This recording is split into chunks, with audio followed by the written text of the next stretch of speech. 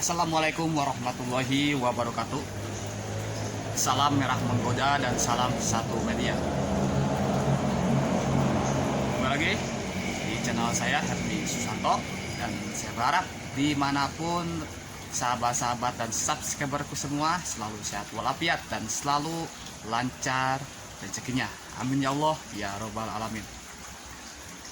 Baik, pada kesempatan kali ini saya akan mencoba untuk membahas rahasia teknik budidaya cacing sutra dengan sistem rak nampan bertingkat. Dan di sini juga saya akan memberikan penjelasan ya, apa sih rahasia-rahasia yang ada di ternak cacing sutra tanpa lumpur ini. Ini dia pembahasan untuk sahabat-sahabat dan subscriberku semua. Semoga memberikan manfaat untuk kita semua ya. Mantap pokoknya. Oke, sesuai judul yang saya cantumkan untuk video ini, yaitu rahasia keberhasilan ternak cacing sutra di nampan. Yang pertama, tetap patuhi protokol air jernih. Kenapa demikian? Nah, ini saya akan bahas ya. Biasa saya bahas satu persatu. Oke.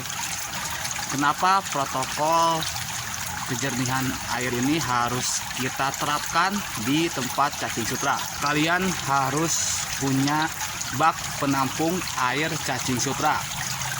Kedua, kalian harus punya yang namanya bak kontrol seperti saya itu tuh.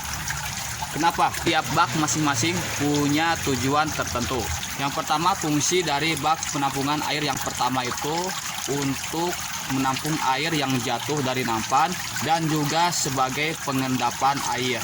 Oke. Dan bak kontrol yang kedua tujuannya sebagai penghasil air yang sudah mengendap dari bak utama. Dan mesin disimpan di bak kontrol tersebut itu otomatis air yang dipompa sudah melalui pengendapan. Artinya air yang masuk ke setiap nampan masing-masing sudah bersih. Itu yang pertama, kalian harus terapkan protokol kejernihan air.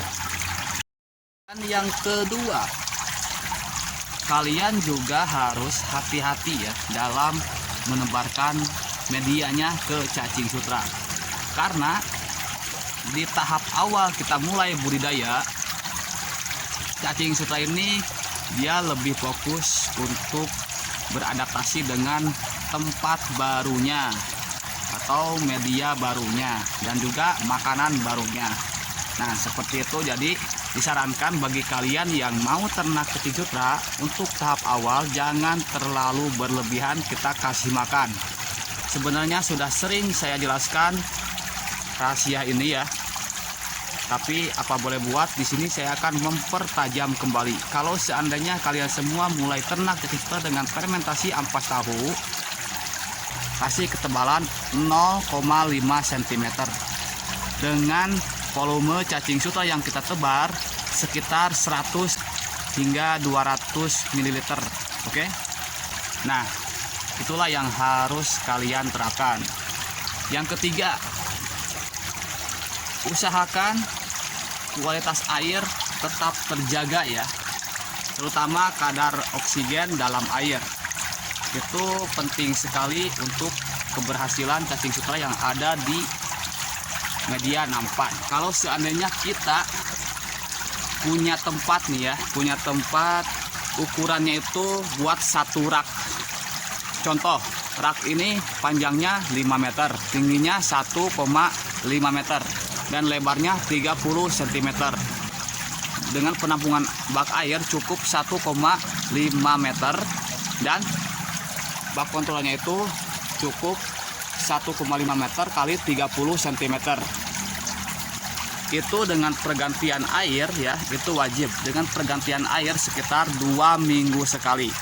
Dengan cara apa? Dengan cara kita buang air setengahnya ya, setengah dari ketinggian air. Lalu kita tambah dengan air yang baru. Itu setiap 2 minggu sekali kalian harus buang. Tapi kalau dirasa 2 minggunya air masih bagus dan tidak bau, jangan dulu lah. Yang lagi, oke? Itu yang ketiga.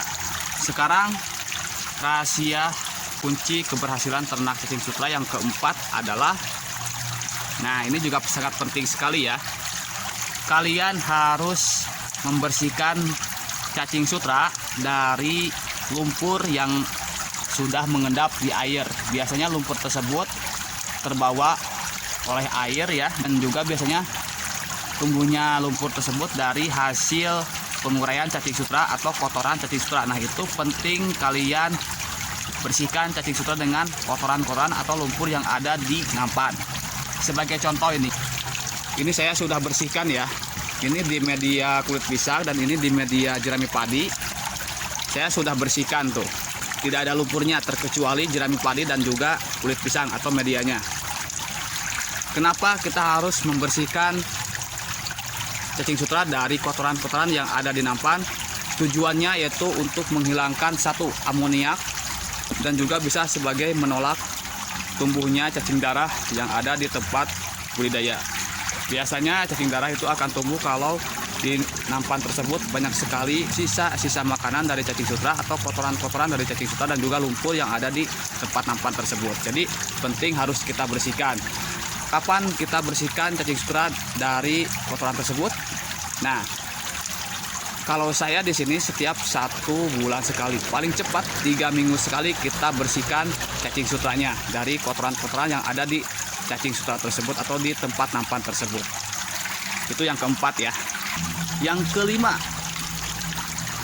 kalian harus perhatikan juga debit air yang masuk ke nampan. Ya, kenapa?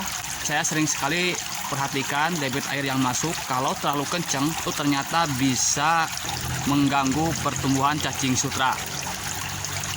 Cukup kalian kasih debit air ya dengan kekuatan 1 liter per 2 hingga 3 menit ya. 1 liter per 2 hingga 3 menit cukup, itu daya turun debit untuk cacing sutra. Karena kalau berlebihan, waduh, jujur saja ya, saya perhatikan cacing sutra itu malah kurang bagus dalam masa perkembangannya. Nah sekarang ke-6 ya, yaitu usahakan kalian harus ada jadwal pembersihan nampan setiap 1 bulan sekali. Kenapa demikian? Karena itu bisa mengurangi pertumbuhan yang namanya apa? Siput. Nih, siput seperti ini nih. Yang ke-7, ini nih yang harus wajib kalian bersihkan juga, yaitu pipa saluran air untuk nampan dan juga mesin pompanya ya. Kenapa? Karena kalau kita tidak dibersihkan, itu yakin airnya itu akan semakin kecil. Hari demi hari, bulan demi bulan, airnya itu akan semakin kecil. Ke-8, dan ini juga tidak kalah pentingnya ya, yang harus kalian perhatikan, yaitu ketinggian air untuk cacing sutra yang ada di nampan. Saya seringkali sudah berikan penjelasannya ya, bahwa ketinggian air ini ternyata dapat mempengaruhi pertumbuhan cacing sutra. Sebagai contoh, itu ada nampan yang besar, yang tingginya itu saya ambil 10 cm. Tapi kalau nampan yang seperti ini saya ambil tingginya itu cuma 6 cm. Saya perhatikan juga di sana itu perkembangannya memang cukup telat sekali, kurang bagus. Terkecuali kita kasih lumpur, media lumpur ya. Kalau media lumpur sih nggak apa-apa. Jadi airnya itu di atas lumpur hingga ke permukaan lubang pembuangan, itu ketinggiannya itu 2 hingga 3 cm. Kalau di nampan ya, ketinggian airnya tuh kita ambil dari dasar nampan ke lubang pembuangan itu 4 hingga 6 cm. Itu juga harus diperhatikan ya, karena itu juga salah satu kunci keberhasilan dalam ternak cacing sutra di nampan. Oke semuanya, jadi itu yang saya jelaskan buat sahabat-sahabat dan subscriberku semua. Semoga bisa lebih bermanfaat lagi dan bisa lebih paham lagi atas apa yang telah saya jelaskan tentang kunci keberhasilan budidaya cacing sutra di nampan.